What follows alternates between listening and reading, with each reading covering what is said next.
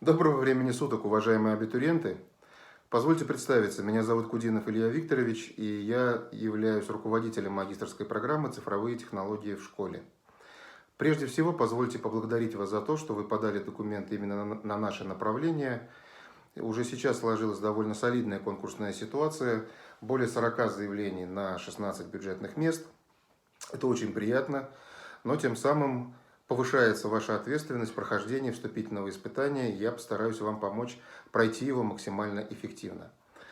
Как уже вы видели в материалах и информация представлена на сайте, что наша программа достаточно новаторская, где мы пытаемся совместить имеющиеся достижения в электронном образовании и в системах дистанционного обучения, уже внедренных в наши образовательные организации, с реальной практикой внедрения дополненной виртуальной реальности в образовательном процессе. Более того, делая акценты на организацию проектной деятельности и внеурочную деятельность обучаемых в этом процессе. Программа направлена на то, чтобы сформировать компетенции, позволяющие создавать проекты, завершенные проекты, и интегрировать их в реальный образовательный процесс, как общеобразовательной школы, так и высшей школы. Также прохождение программы даст вам возможность освоить азы ручного программирования, создания массовых открытых онлайн-курсов, освоить логику работы с графикой, видео, текстом, интегрировать их между собой, используя современные новые программные движки, так называемые. Вступительное испытание – это тест. Он состоит из 30 вопросов. На прохождение теста вам дается 1 час с 10 часов утра до 15 часов дня 3 августа 2020 года в понедельник. Поэтому сразу рекомендую обозначить крайнее время вхождения на площадку прохождения теста – это 14 часов, не позднее, чтобы у вас осталось максимально возможное количество времени для прохождения теста. Тест состоит из 3 ключевых или базовых модулей.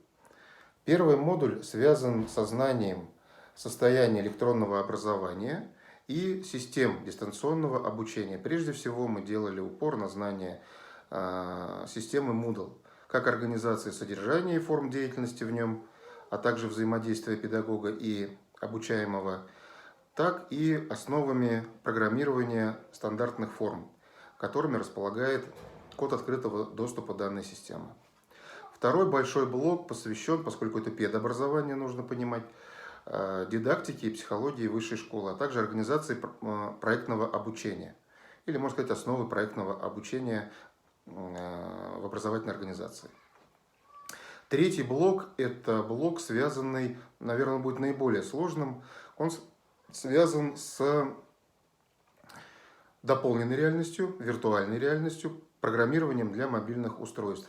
В основе также лежит знание движка Unity. Самое базовое знание, его вполне можно почерпнуть в интернете. Достаточно много ресурсов. Прежде всего, перед прохождением тестирования хотелось бы обратить ваше внимание на организацию технических условий вашей работы. Убедитесь, что место, где вы будете организовывать свою работу, обеспечено интернетом, оплачены услуги провайдера, у вас нет каких-то помех в виде домочадцев, возможно, питомцев для вашей сосредоточенности и нормальной комфортной работы. Убедитесь, что обновлено программное обеспечение, то есть нет никаких помех, которые бы вам создали ненужные препятствия.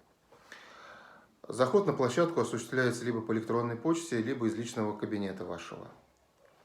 Поскольку вы будете ограничены 1 часом, поэтому рекомендую внимательно отнестись к вопросам и ответах на эти вопросы, спокойно, обдуманно, принимая решения. И после завершения прохождения всего теста он отправляется сразу целиком.